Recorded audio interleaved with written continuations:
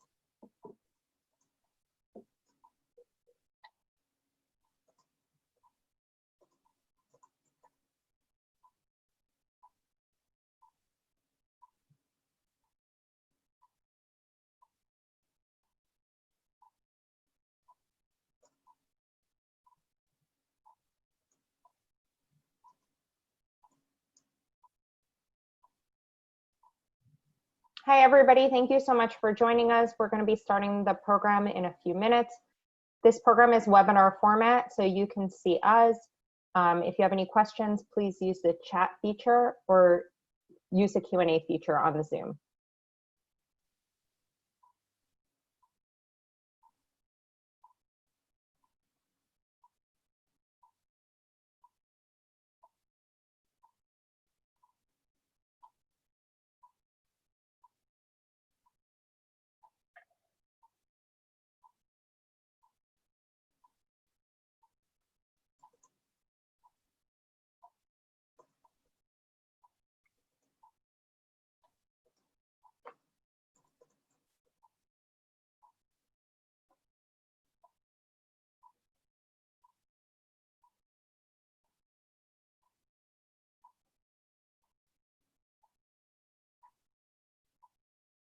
Thank you so much for joining us. Somebody just asked how long the program is. It's about 30 minutes plus Q&A.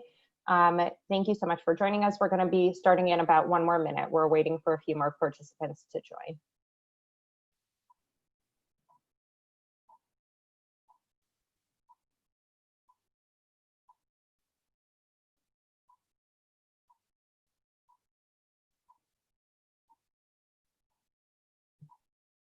Okay, thank you so much for everybody, for joining us today. We're going to start the program. So I'm going to invite Jenny Udanin, who's the chair of the Jewish Community Foundation's Professional Advisors Network, to say a few words. Hi, thanks for the introduction, Yafa. As Yafa said, I'm Jenny Udanin. I'm the chairperson of the Professional Advisor Network at the Jewish Community Foundation of Greater Metro West. I want to thank you for joining this third webinar in our educational series. We are proud to be here always as a resource to our professional community during this very unusual time. If there are any topics that you would be interested in learning more about, please reach out and we will try to arrange a webinar on one or more of those topics. I want to thank our presenters today, Jerry Diener of Fox Rothschild and Anita Siegel of Siegel and Bergman, for taking the time and making the effort to create this webinar. I also want to thank our moderator, Tamar Warburg, who is the General Counsel at the Jewish Community Foundation. And with that, I'm going to turn it over to Tamar and our panel to proceed with the webinar. Thanks. Hi, everyone. Thank you so much for joining. I'm Tamar, I'm General Counsel at JCF, and it's really a pleasure to be sort of moderating this discussion. I came to JCF about 9 months ago. I think it's 9 months, and before that practiced estate planning for about 11 years. So it's a lot of fun to be on the other end today. Just a quick note, if you have any questions, as Yafa mentioned, if you have any questions during the presentation, use either the Q&A or chat feature at the bottom of your screen. We'll collect the questions. Only the panelists see them. We'll collect them and address them at the end. And I know there are a lot of estate planning attorneys on this call. By the same token, there are plenty of others on the call also. So don't be afraid to ask any questions, no matter how simple you think it is. Chances are if you have that question, someone else does. By the same token, we have Anita Siegel and Jerry Diener, so you don't have to be afraid to ask any tough questions either. So without further ado, I'll turn it over to Jerry, who will give us an introduction to our estate making lemonade out of lemonades program. Thanks. So Jerry, you're muted. You can go ahead. Hear me? We can hear you. Okay. First, it's a pleasure to be here. I want to thank the people at Federation for asking us to do this. We always enjoy, partaking with other professionals, and we look forward to a good give and take at the end. We have the opportunity to ask some questions.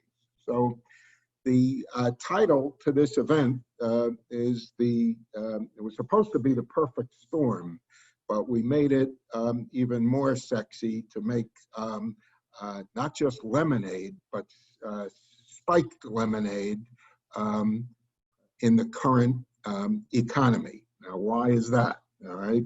Number one, I've been doing this for more than 1 or 2 years, and I just can't remember any time since I've been practicing where you have a triumvirate of low values. It was low values. I'll call them uncertain values right now, and it's still probably low real estate values and low business values, where you've got low interest rates.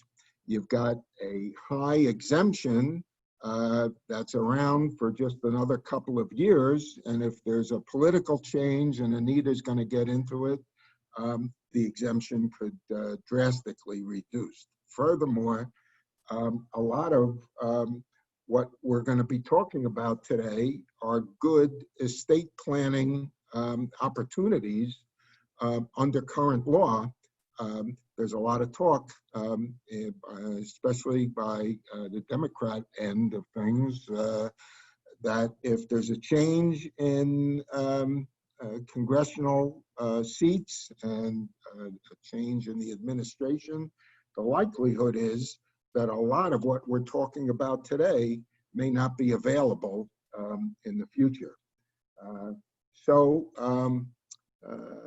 I think we said Anita is going to lead off with some highlights of the Secure Act, which is another, a lot of people call it just a lemon. I don't know, Anita, maybe you can make a lemonade and a spiked lemonade out of the Secure Act. I'm sure you can, so why don't you take it away? Okay, good afternoon, everyone. So what's going on with our retirement benefits now, and what can we do about it? Because there have been some real changes. We're going to talk now about the Secure Act as it applies to IRAs, 401k plans, qualified retirement savings plans, and similar plans, but not pension plans, because that's where the real changes are, is with the IRAs, 401ks, and other qualified plans, not pensions. So first we got the Secure Act back in December, and it had some real significant changes, and it was quickly followed by the CARES Act in 2020. So we're going to look at what happened. Well, prior to 2020, if I had somebody getting benefits from me, if I died before 2020, there were some wonderful choices. And one of those choices for a spouse, there's really very little change.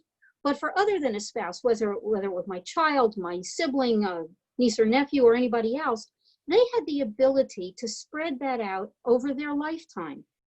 And if I was leaving it to my 40-year-old child, it meant that they could take it over the next 45 years and really spread out that value, pay the income tax over all those years. That was wonderful. And a conduit trust, if we didn't want them to spend it all at once, we could spread it out over those 45 years. It was a wonderful thing.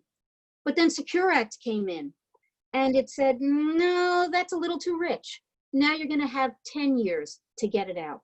That's it. And so all of a sudden, where we had that great spread of the benefits and therefore the income tax, that was gone. The Secure Act said, no, you can't do that. It's going to be 10 years. Then the CARES Act came in, and it also changed things. But let's go back to the Secure Act for a moment. So an individual now has only 10 years to take it out. And that means by the end of the 10th year after the death of the participant. And that's the general rule now, the 10 years. Now, there are some exceptions to that, and that's for an eligible designated beneficiary, where they can use the life expectancy rule. That's a surviving spouse still, so that hasn't changed. And for a minor child, they can use the life expectancy until they're an adult, and then they get 10 years after that. And of course, there's no definition of an adult yet. A disabled or chronically ill person can take it either directly or through a trust over life expectancy, or a person who's no more than 10 years younger than the participant, maybe a sibling or a friend. The conduit trust is still available, but it has to take it in 10 years. The see-through accumulation trust is still available, but it has to take it within 10 years. And all other trusts have to take it within 5 years. That's a whole lot faster than before. What did the CARES Act do? The CARES Act said, well, for those of you who are in a retirement status, you don't have to take your RMD this year, okay? If you have, next year I'll have to take it again, but I don't have to take it this year. So what did that mean? Somebody who was already in retirement pay status last year, over 70 and a half, starting last year, they don't have to take it this year. And for those who were turning 72 this year, is the new age, they didn't have to take it this year. That hurts us charities because if they didn't have to take their RMD, well, then they might not be so generous to us. However, the other thing the CARE Act did was it said on the limitation on taking charitable deductions, you no longer have a 60% of your adjusted gross income. There's a certain limitation on it, so that you could get a deduction up to your full income. So that encourages people to make charitable gifts.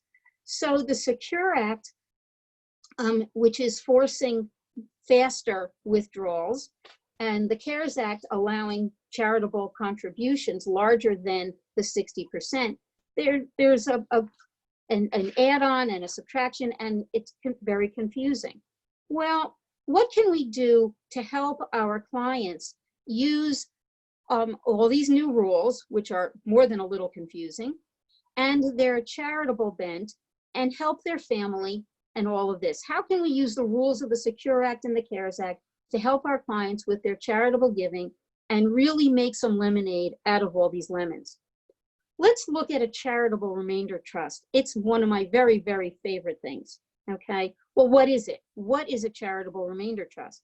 It is an irrevocable trust from which a non-charitable beneficiary, meaning a person, receives a fixed dollar amount called an annuity of not less than 5% nor more than 50% of the initial fair market value of the assets, or a fixed percentage of not less than 5% or not more than 50% of the fair market value of the assets determined every year, distributed at least annually, and upon the death of the income beneficiary getting either the annuity or the unit trust, or after a specified term of years not more than 20, one or more charities receives the leftovers, the remainder of the trust.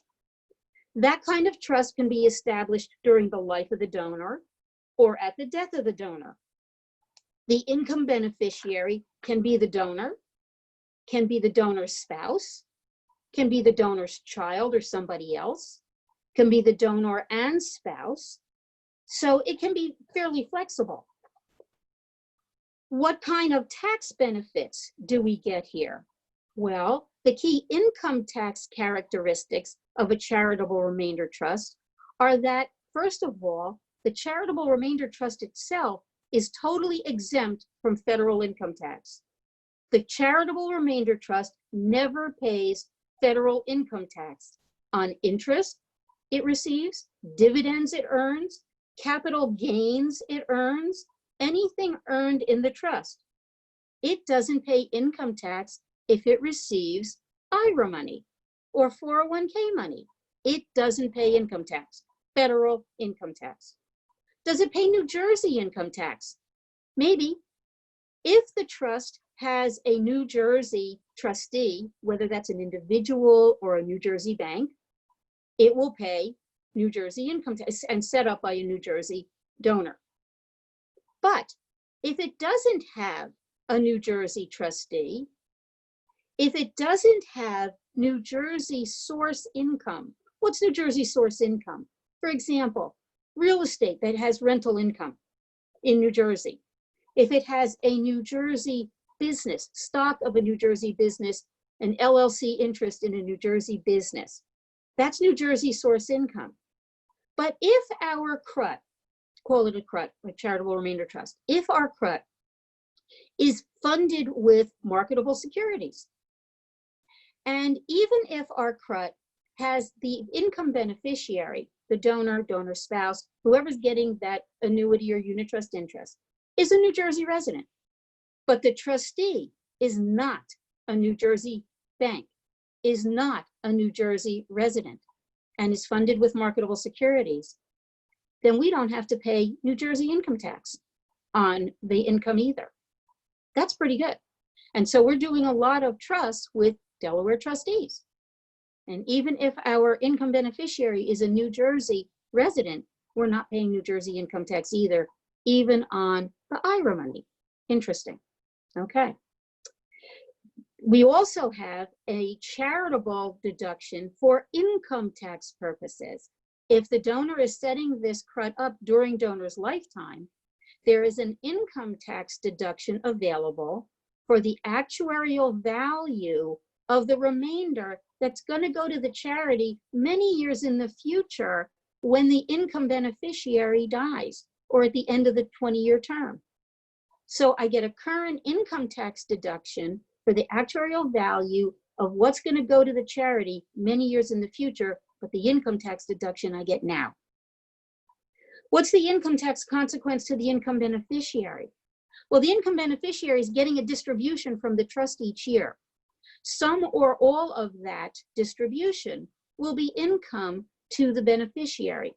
It depends on what income was earned in the trust. Remember, the trust isn't paying any income tax, any federal income tax, and maybe not any New Jersey income tax, but there was income earned. And so the income as the distribution as it comes out to the beneficiary may be income taxable to the beneficiary, but never more than the beneficiary receives.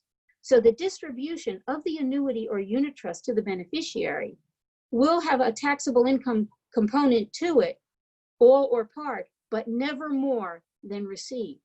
So if that trust received some IRA money, some of that distribution to the beneficiary is probably some of that. All right, what is the gift tax characteristic of a lifetime charitable remainder trust? Well, the gift into the charitable remainder trust actually has two components to it. There's the gift of the income interest, the annuity or unit trust, and there's the gift of the remainder interest. It's a split gift. Well, the income interest is a current gift. If the donor is the one retaining the annuity or unit trust interest, that's the income interest. Well, I can't make a gift to myself. That's not a gift at all. If I'm setting it up for my spouse, that's a gift to the spouse, but that's eligible for the marital deduction.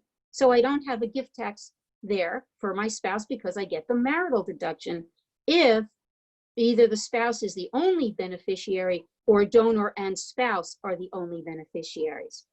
If I set up my charitable remainder trust for somebody other than myself and my spouse, maybe I set it up for my child, then I've made a gift to my child.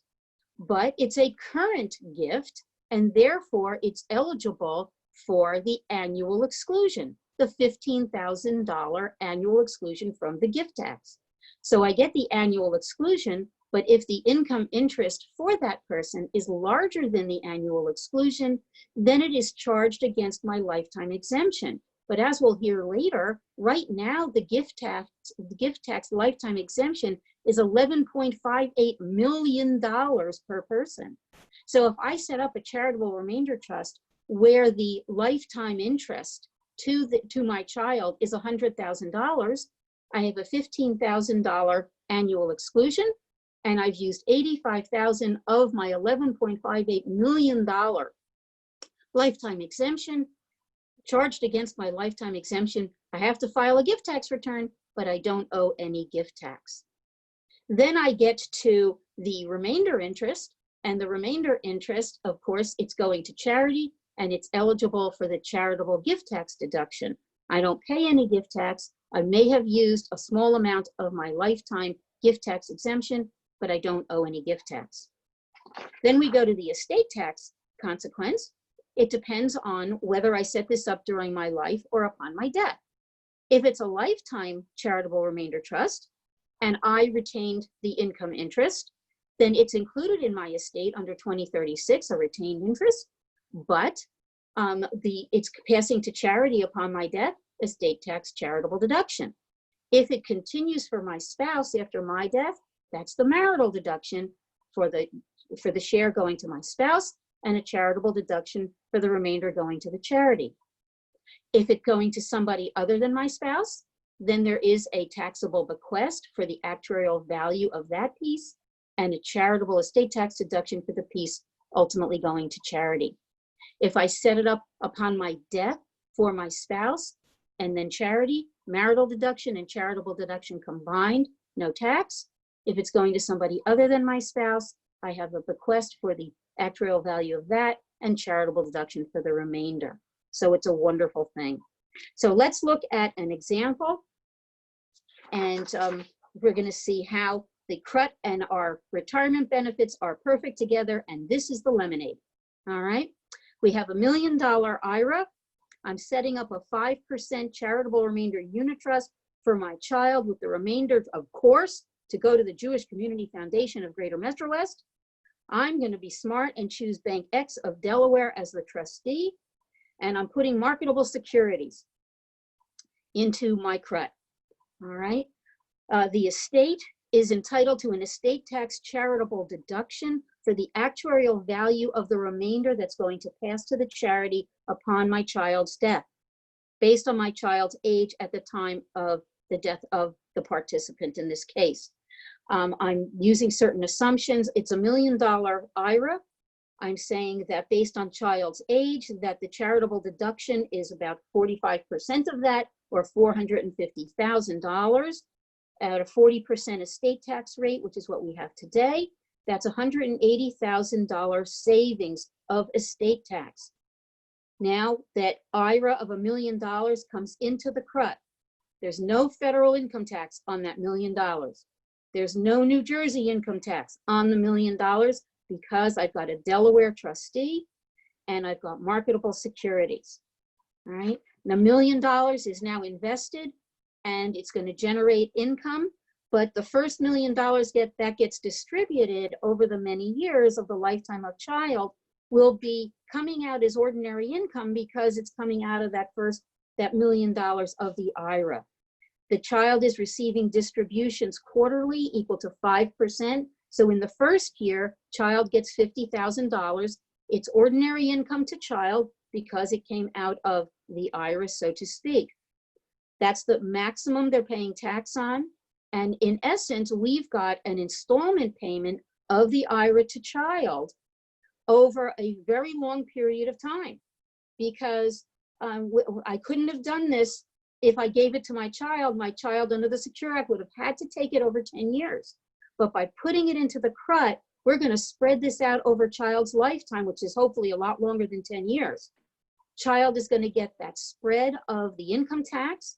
Child is going to get creditor protection, which they would not have gotten if they got it outright. They're going to be protected spendthrift-wise. Can't just spend it all, because they're just going to get it paid out over time. And in the end, the charity is going to get the leftovers when child dies. We've protected our child from income tax. We've protected the money from estate tax in child's estate.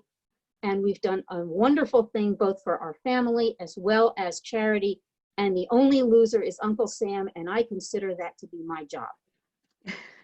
Thank you, Anita. So we went back to December of 2019, which already felt like a long time ago with the Secure Act. Can you take us back even further to December of 2017?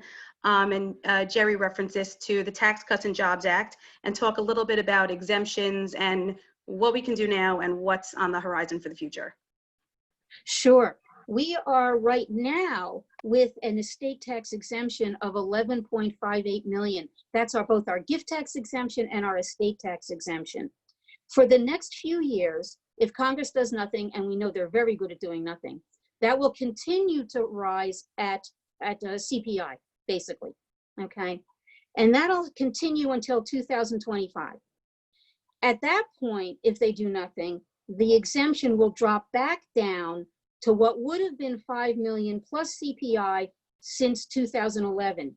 That should be neighborhood $6 million, okay? Now, whether we get a new president this year or not, we don't know yet, but we do know before 2026, we will have a new president, okay? So we don't know what's going to happen, whether it will drop to 6 million, will it stay at 12 million, will it go lower than 6 million? We're spending tax dollars hand over fist right now with the PPP loans and all kinds of other things because of our pandemic and other things. So we just don't know what's going to happen to the exemption. So people were very concerned. They're making large gifts, making very large gifts because the exemption is huge right now. And the benefits of making huge gifts are twofold. And of course, the concern was, if I make a really big gift now, if I make a $9 million gift right now, and I don't have to pay any gift tax right now because it's covered by the exemption, if the exemption goes back down to 6 million or even lower, and then I die, is my estate going to have to pay tax on the extra gift I made, the 9 million, higher than the 6 million? And the answer is no. We have a Treasury regulation, thank goodness, that came in last year, or 2 years ago, came in that says, no, there will be no clawback of gifts made larger than the exemption that will be in effect at the time of your death. So the clawback is no longer a concern. But it's even better than that, because not only will that larger gift not be clawed back, but all the future growth on it and all the income on it is also out of the estate. So when I make that gift this year of $9 million, and by the time I die, that $9 million asset is worth $12 million. And all the income that's generated by that asset, none of that is included in my estate. So there still is a real advantage for those who can afford it, to make the big gifts. There's even an advantage for some people to borrow, to make large gifts, get that out of the estate, and then have a loan in their estate as a further deduction against their other assets to lower the estate tax further. Okay, thank you, Anita. So on the subject of loans, Jerry, I'm going to turn the virtual floor over to you to talk about some ways that clients can take advantage of the low interest rate environment that we're in now. So Jerry, take it away. Okay, thanks, Tamar.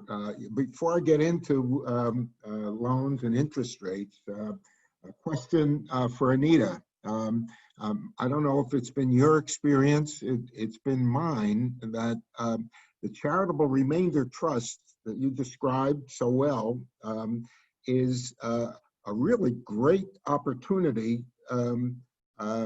under this new Secure Act not to have to pay the big tax in 10 years and to defer it over the life of a individual, just as it was prior to the Secure Act. My experience with many clients is that they're very interested in everything that you said and the way you said it, but when it gets to paying the remainder interest, and that's going to a charity, while we are all inclined to promote that idea, especially to our federation, some clients, that may not be their objective. And I think before setting up a charitable remainder trust, it's been our experience that the client has to be able to tell us that benefiting a charity is one of their objectives, and I would want to encourage them to make that one of their objectives, especially if they have the wherewithal, right? Do you agree? Can't hear you. Anita, you're muted.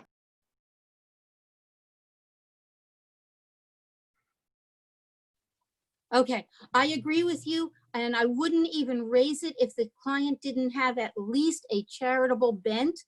But what I also say to them is consider the following, that a portion of the unit trust or annuity amount that comes out be taken and invested, I say, and I mean invested, in a life insurance policy in an ILET to restore to the family what will go to the charity.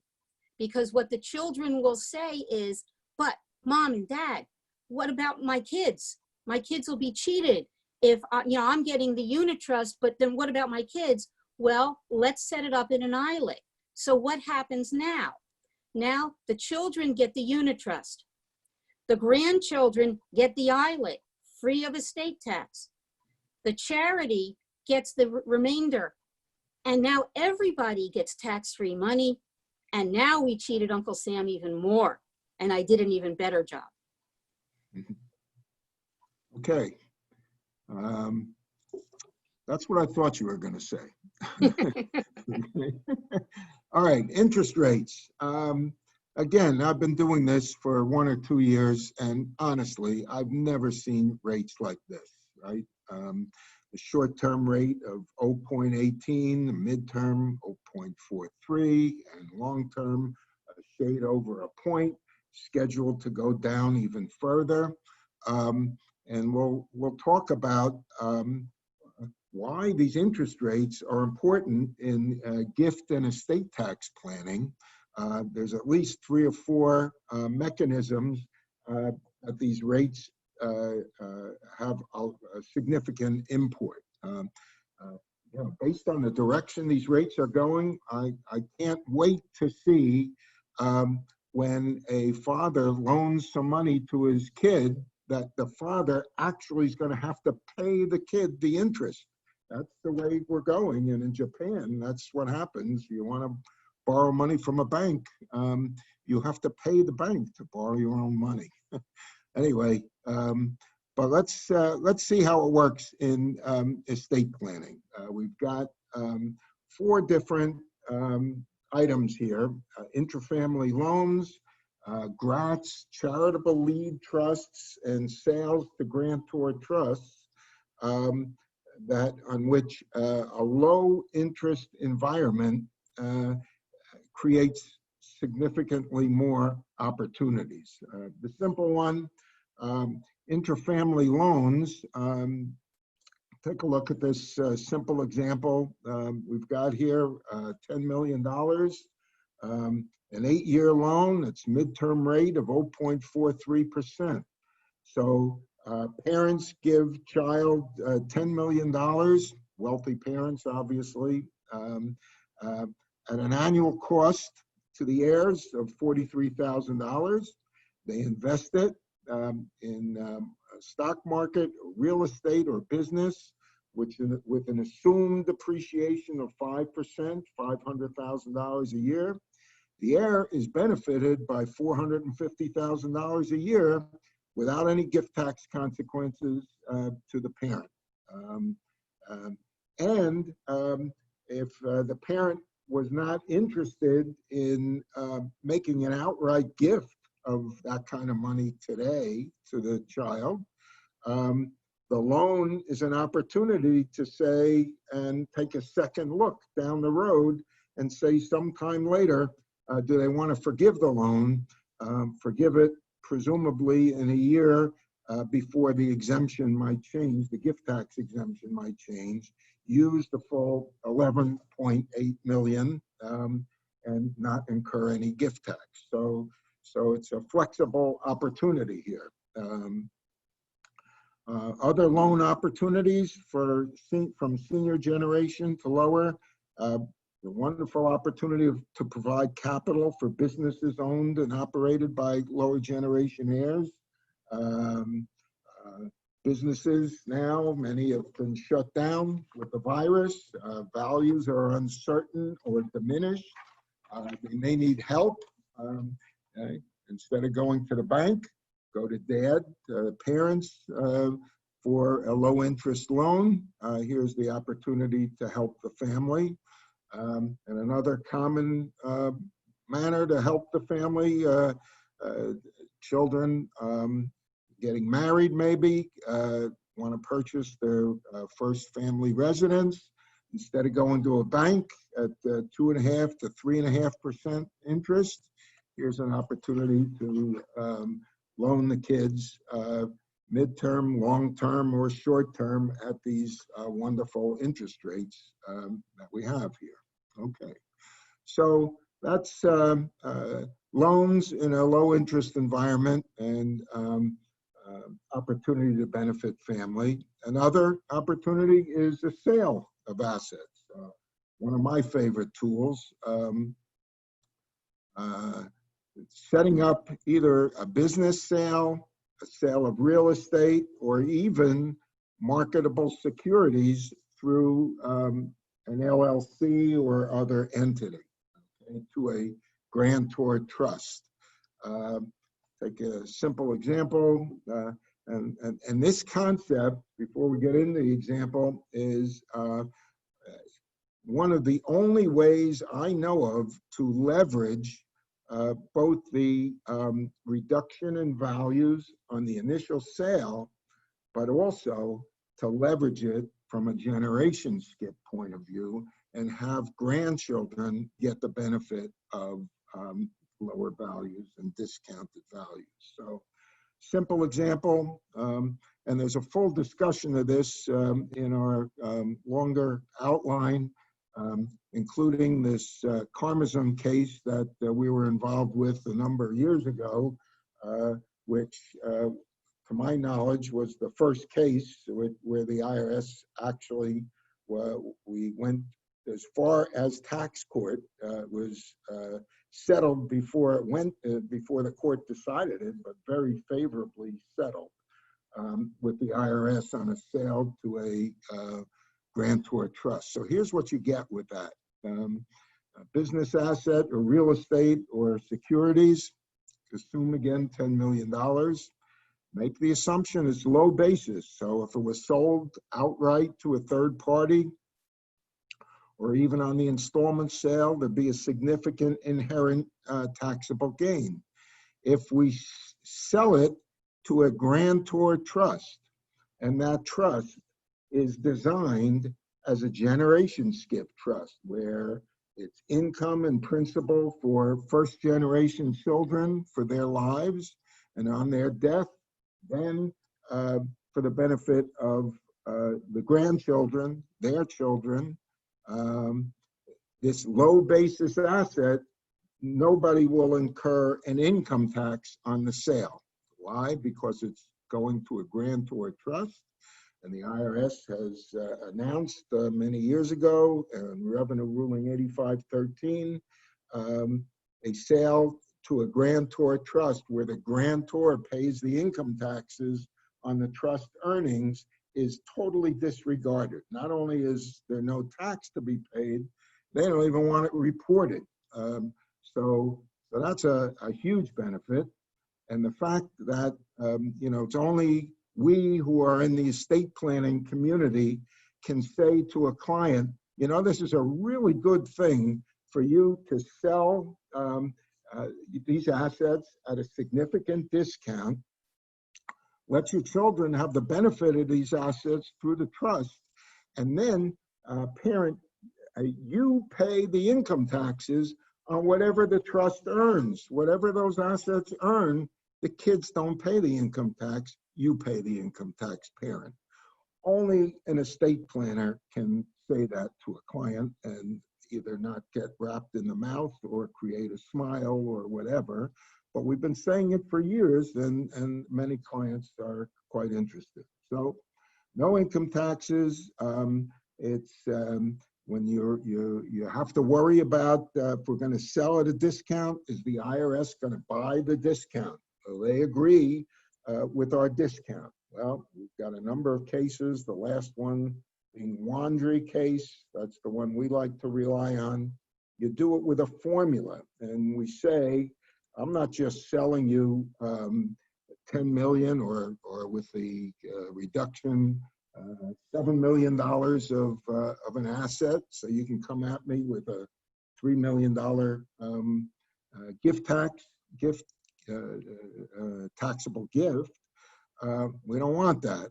So we structure the sale and we say we're selling that number of units that equals $7 million in value. We got an appraisal that said it's $7 million. We think it's 100% of everything he owns. But if the IRS doesn't like our discount, okay, then we've sold just the number of units necessary to produce $7 million, and the rest belongs to the parent. The Wandry case was the latest, and that one was favorably determined for the taxpayer. Okay.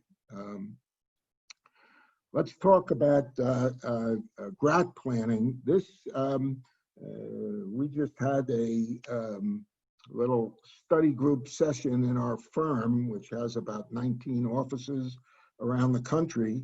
And I will tell you that GRATs are very popular, at least with the people in our firm, from coast to coast at this stage of the game. Why?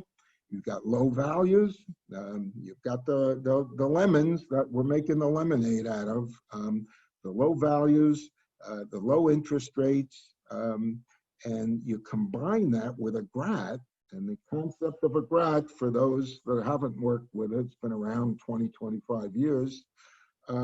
You're taking an asset, you're putting it into a trust, and you're reserving, the parent who's putting the asset in the trust is reserving an annuity that's equal to the present value of what we're putting in, right? So let's say we do it for a 2-year period, as in the example B2. You can do this for as long as you want and almost as short as you want.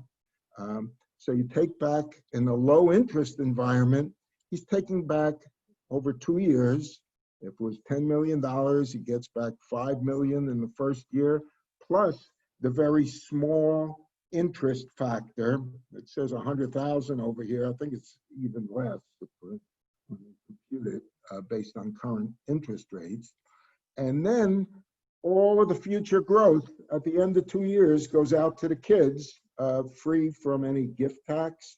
You've made a zero value gift because the value of what you're getting back is equal to the value of what you're putting into it. So we've used these GRATs with businesses, S corporations, LLCs. We've done them for longer term GRATs. Doesn't have to be 2 years, do 10 or 15 years. And I always tell my clients, I'm going to do my job. I'm going to get this GRAT drafted in accordance with the regulations, but you got to promise to do your job. What's that? Got to live, okay? You may not die before the end of the GRAT term because that will screw it up. It brings it back into the estate. How much is back in the estate is subject to a discussion with the IRS, but it still may be less than the full value. And probably is, but the real value of a GRAT is for the person who lives the period of time. So we're doing one right now with a 92-year-old gentleman who's been a client of ours for a number of years, and he's just resisted this idea. All he has available is $35 million of liquid assets and a business interest that's worth about another 25 million. So he's got $60 million of assets. And we looked at each other, my partner and I, and we said, we don't think that we want to be the ones that if, should he pass away, to advise the family that they're going to have to pay out a $25 million check to the order of the IRS 9 months after he dies, without at least trying to get him to benefit by a grat. It's certainly not going to impinge on his living needs. He's going to get back plenty of money over a 2-year period. We calculate that the savings is about 1/3 of the potential tax. What we've done, you can read this in the longer outline. I don't have time to go into details, but we've been successful with an IRS audit on this, where if we've got marketable securities, not just putting the marketable securities into the grat, why not form an LLC first and put non-voting LLC interest in the grat, get to our appraiser and let him tell us what the discount is. And now, instead of paying him roughly 50% of, say, $10 million each year, the grat is now paying him 50% of the discounted amount of say, $7 million. So the bottom line, if we get 5% growth on a grat where there's a discount going in, you can get close to 40 to 45% of the initial value in out to the kids without incurring any gift tax. Is this going to work? It went through I went through an audit, and there was no change on the audit. We convinced the auditor that there was a real purpose for doing it. The key in making it successful, don't pay the grat annuity with the business interest. If the business interest is what's owned by the grat, and you use that to pay the annuity, it's a discount going in and it's a discount going back to the grantor, and you get nowhere with it. You have to use other money, and you might say, well, why not just make a distribution from the LLC up to the grat and use that as the other money? We prefer to do it with loans, again, low interest loans from other family entities if they exist. And so to avoid any step transaction issues with the IRS, because they did raise that on our audit, and we convinced them there was not a step transaction because there was loans from a third party. So instead of just 5% growth going out, you can get 40% going out over a 2-year period with that type of a graph. Okay, you gotta live the period in order for it to work. And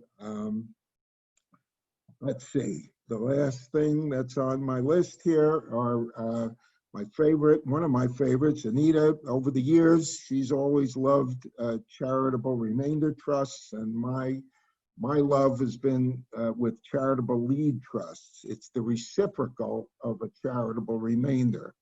In the charitable lead trust, it operates identical to a grat, okay? It's the same concept.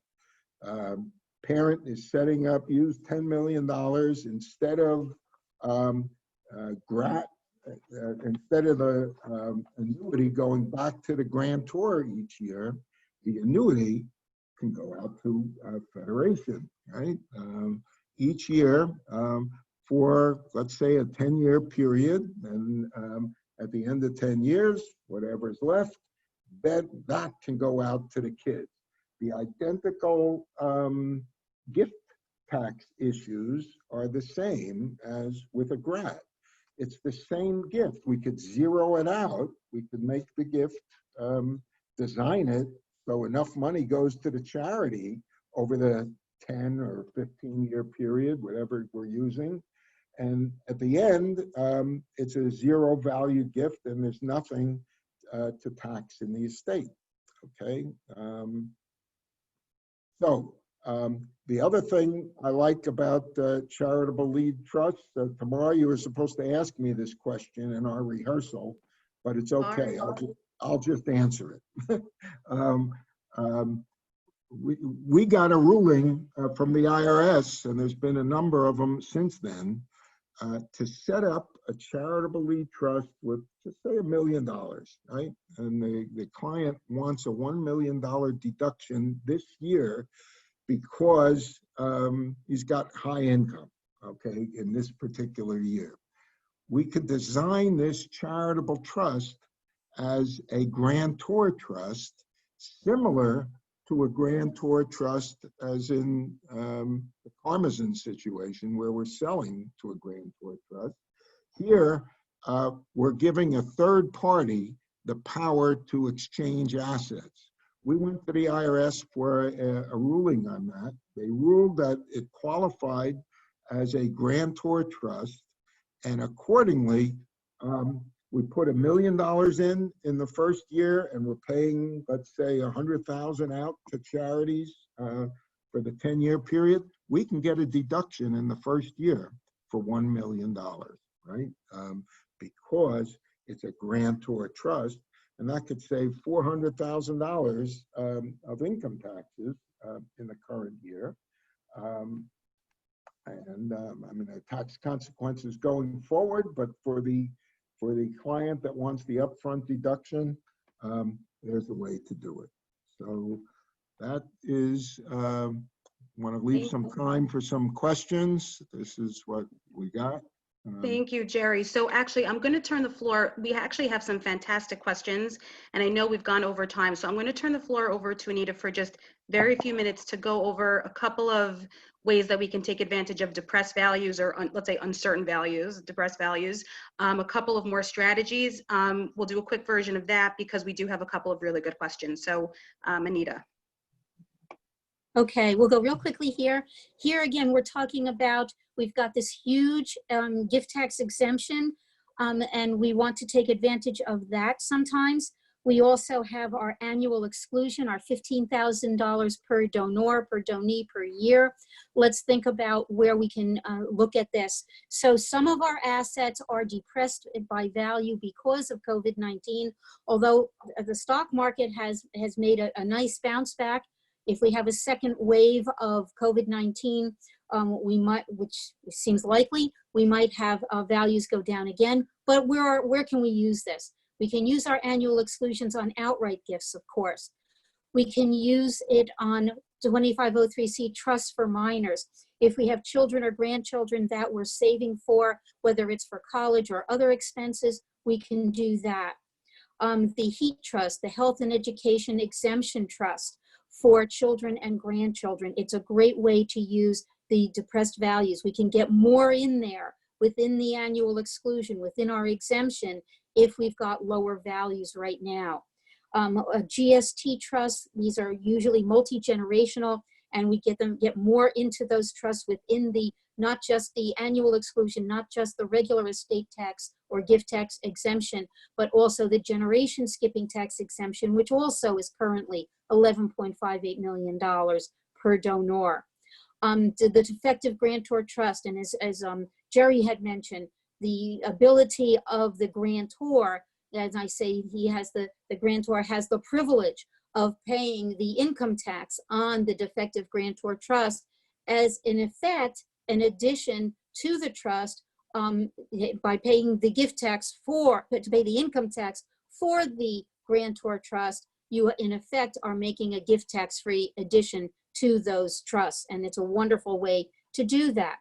Gifts of interest in the family business. The family business may have been slightly depressed now because they haven't been able to work. They haven't been able to work or to have their doors open for the last 3 or 4 months, and going forward still may not be doing so much. So the family business value may be lower. Giving an interest in the family business, either outright or in one of these trusts, may be a good time to do that. Similarly, giving interest in the family vacation home, getting a discount value for a partial interest in the family vacation home. Remembering that if I make a gift during life, there's a carryover basis to the donee. If I give that interest upon my death, there's a step up in basis, but the cost of that is potentially an estate tax. So we want to keep that in mind. And I'm going to keep the low basis assets so I can get the step up in basis on death and give away higher basis things, keeping in mind that less than 1/100% of estates pay tax in a time when I've got an $11.58 million exemption and portability of the estate tax exemption, both of which could go away. So we want to keep those things in mind. The carryover basis for gifts, change is new basis on death. Let's use some of our low basis assets and maybe overstuff these gifts and use some of these tools now to get more to our beneficiaries. Thank you, Anita. That was a great summary. Okay, a couple of things. First of all, a poll is going to flash onto your screen about this presentation. If you answer the poll, it will go away from your screen so as not to annoy you. I'm going to ask we have a couple of great questions. So I'll start with a few questions for Anita, and then I'll move over to Jerry. Right now, you'll see the poll, so you can answer that, and then we'll do the questions. So Anita, two questions for you. Well, really, I'll just give you the questions together. They're separate questions. In terms of charitable remainder trusts, number one, and JCF has a donor advised fund program. We have hundreds of fund holders. We have a terrific DAF program. Can a DAF be a remainder beneficiary of a charitable remainder trust? That's my first question. And the second question that we had is there, given that there is some, I know you love charitable remainder trusts, but since it does require, legal fees and setting it up, et cetera, is there a minimum that makes sense if you're setting up the trust? Like, should it be at least $1 million, 500,000? Like, what's kind of worth it to you in your mind for setting up a charitable remainder trust? So those are the two charitable remainder questions. And then on the exemptions, we had a question about whether a new Congress can change that sunset date of 2026 for the huge exemptions. So you can start. Okay, that's a lot of questions. A DAF Yes. is considered a public charity. Yes, it can be a remainder. It can be the remainder beneficiary of a charitable remainder trust. What's the minimum worth it to set up a charitable remainder trust? Well, it depends how expensive an attorney you go to, I suppose, but it also depends who you choose as your trustee.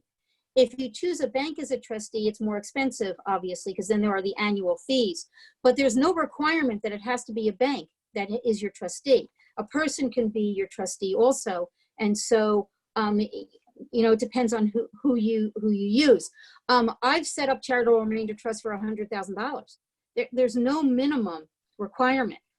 So you have to decide what it's worth. The trust itself doesn't have to be that complex. There are sample forms for CRUTs and CRATs that the IRS has put forward. It all depends on how many bells and whistles you want in the trust. It doesn't have to be that complex, but you do want to go to somebody who specializes in this to make sure you get the right trust, because a trust that is not set up properly, a trust that is not administered properly, doesn't get you any of the tax benefits you're looking for.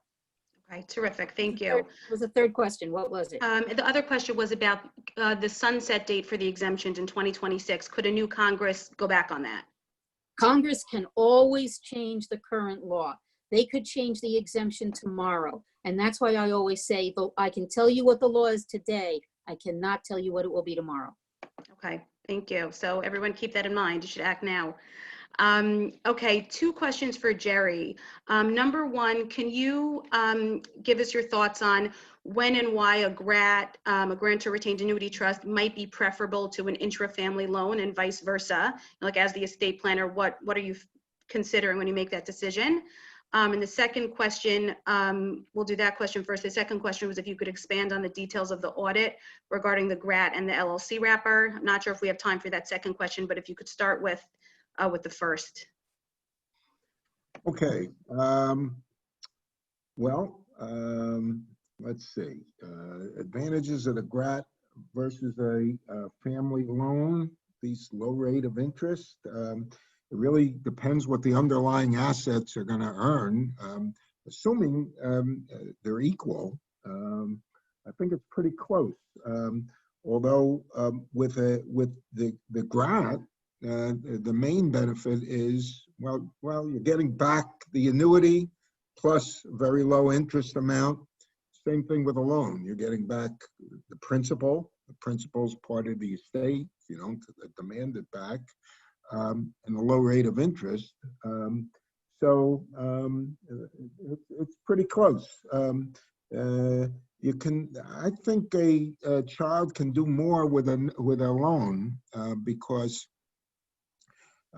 trust, the loan can be to a trust with a generation skip aspects, just as a sale on the Carmazine sale to a trust, the same as a loan, taking back a note, and you're getting the benefit of generation skip taxation as well, which you can't get with a GRAT.